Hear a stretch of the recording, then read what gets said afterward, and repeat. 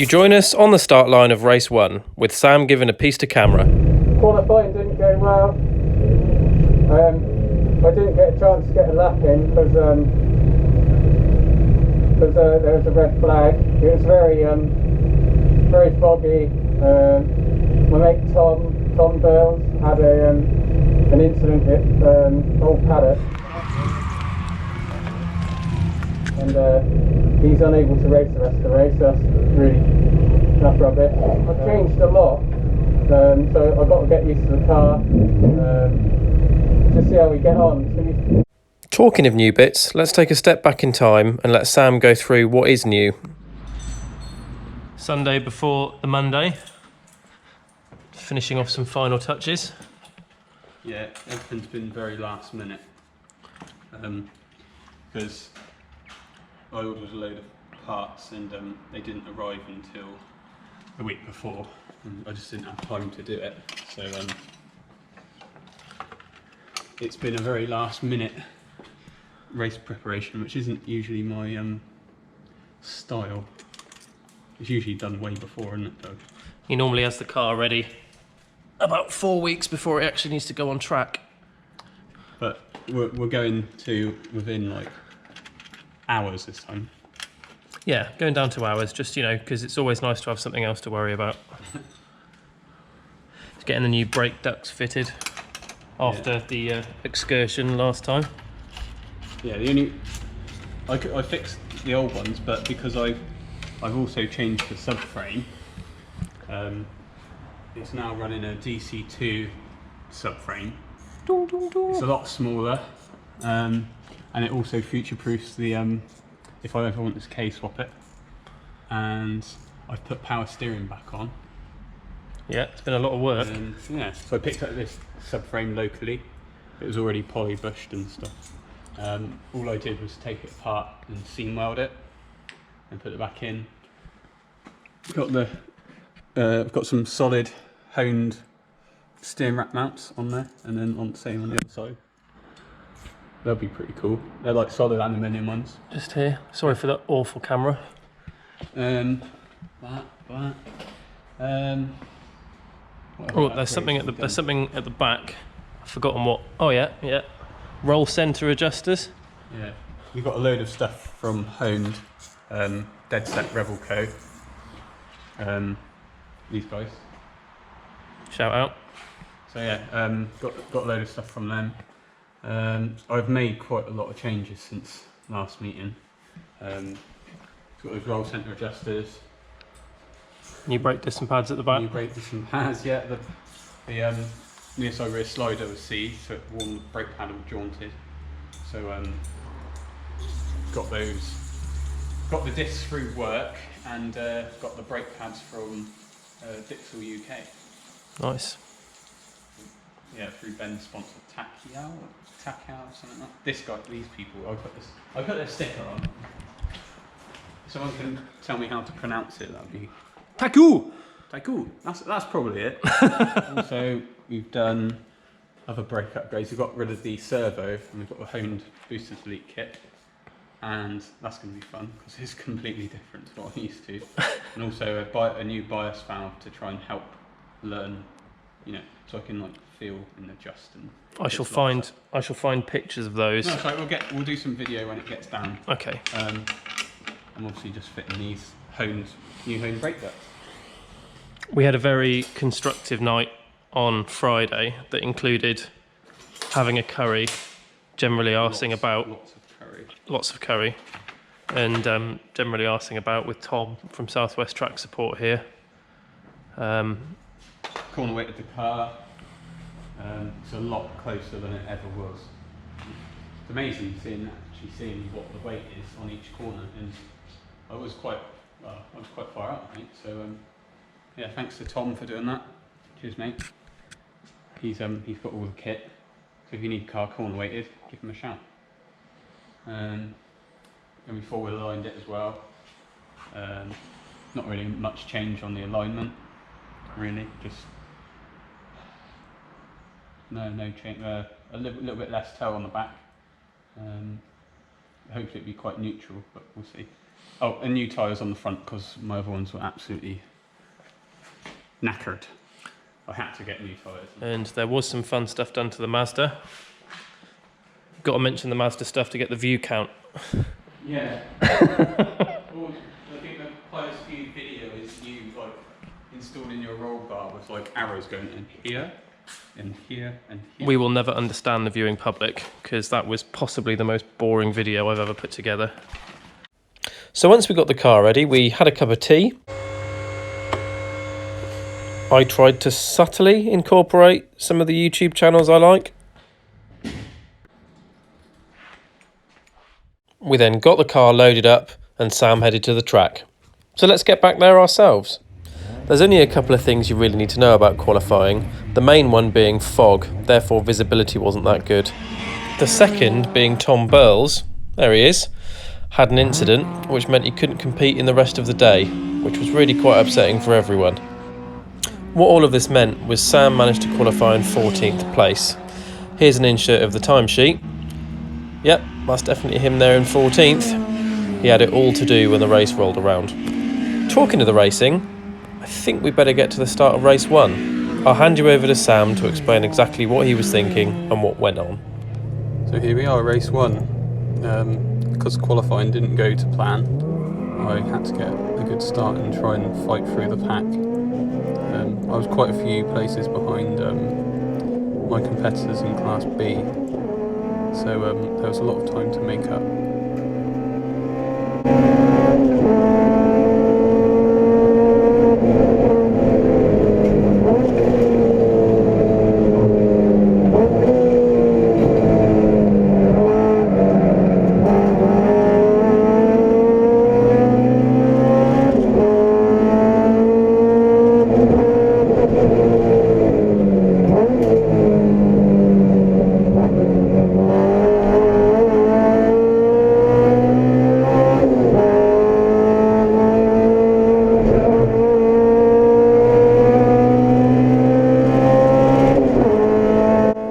The other EK Civic in front is also in Class B. I can't remember his name, but yeah, I've got to get past him.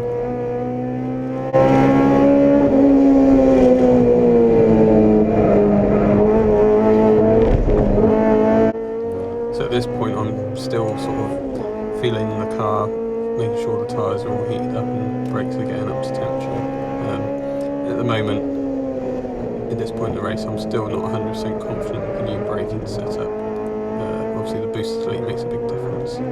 Not sure if this guy had a problem or, I don't know, my car's a rocket ship, I was too quite fast, going through folly. That was easy. Easier than it should have been.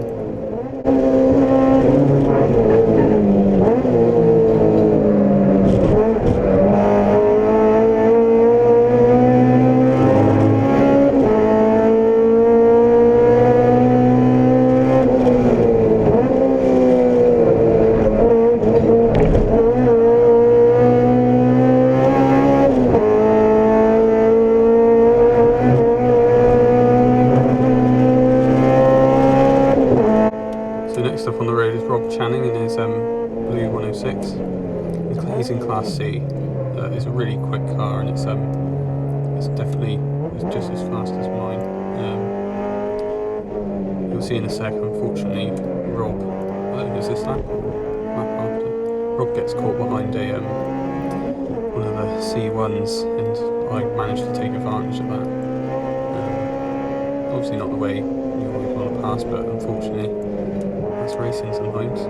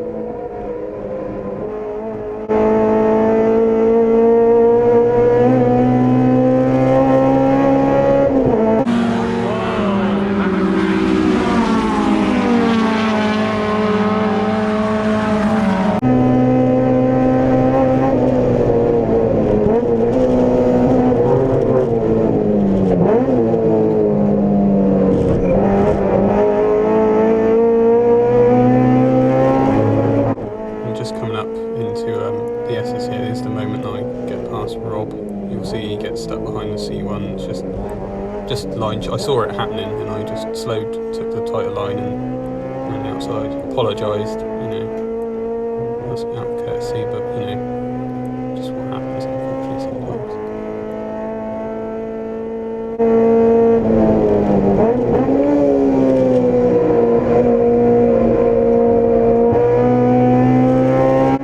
Right, now I've set my sights on Ross Parker in front.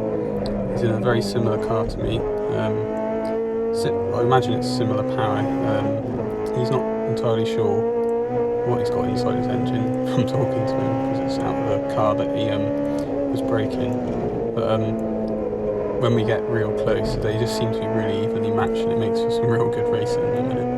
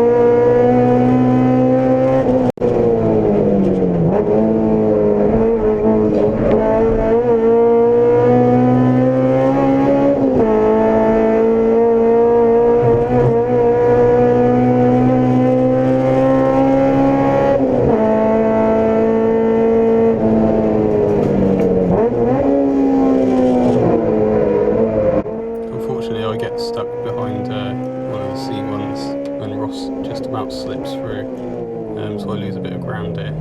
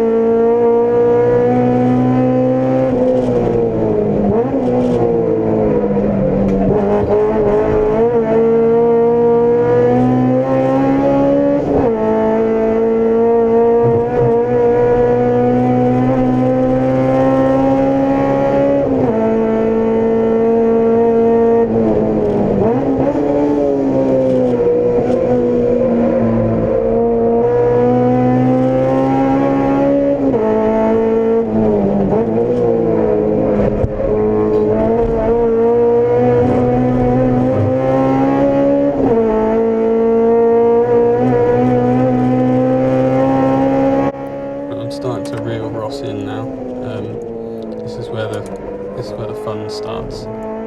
We have some real close little battles.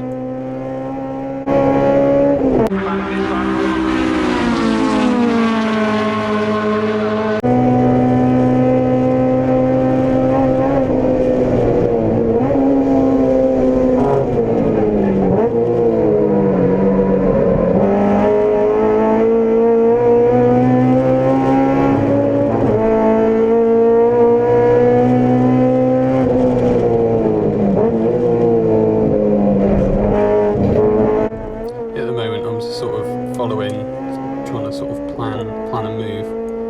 I definitely have a little bit of the legs on him coming through old paddock. I was planning either a move at Tower here, as you'll see in a second. Not quite. I don't quite have the legs there because they're very similarly paced cars. So in terms of like engine power and gearbox, I think so. It comes down to the brakes and getting on the power sooner. Camp is a good run for me, and let's see if I get past. I don't think I get past here. No. Oh, close the door. That was good fun. It's weird when you're racing that close. It doesn't look that close on the camera there, but it feels massively close in the car, and it feels like it's going to take your front out when they come across like that. But yeah, it's good. I think I am a bit better on the brakes than Ross. I think he's running a more standard setup than me. So I think he's suffering a little bit there. Little dive, no. Oh, that's close. So this is what proper racing should be like. Evenly matched cars, good clean driving, and just having a laugh and having fun. I'm telling Ross to go there because I can see there's a back marker and I'll hit a C1 that we want to get past before we not have like any sort of hold-ups. So I'm planning my attack now, I think. Trying to get a good exit through Bobby's. And then try and, if I can get up the inside if he leaves a gap. And it's just... It's late on the brake. I think I downshift. Yeah, this is where I go past. Left him lots of room on the outside because I didn't want to shut him out. I had a thumbs up from Ross because I think he enjoyed that. So I just did it like that.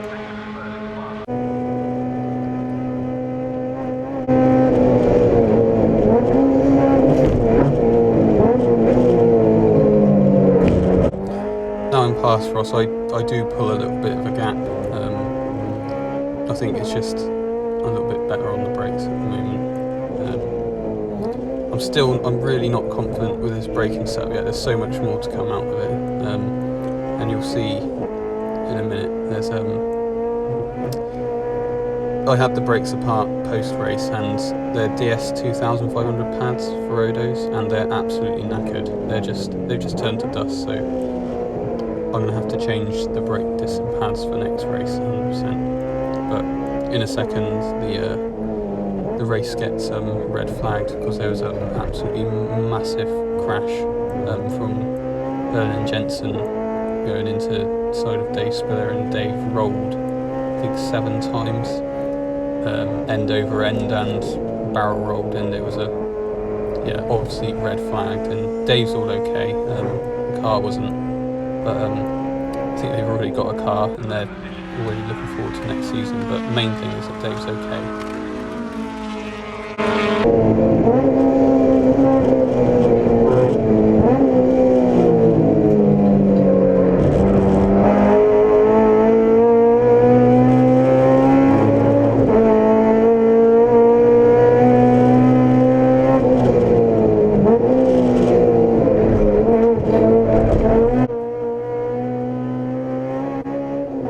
There's a red flag, as Doug has pointed out for us.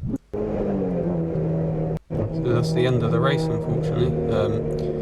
We could see that we were Ross and I were actually catching Tony Cooper in front, but just not enough time left.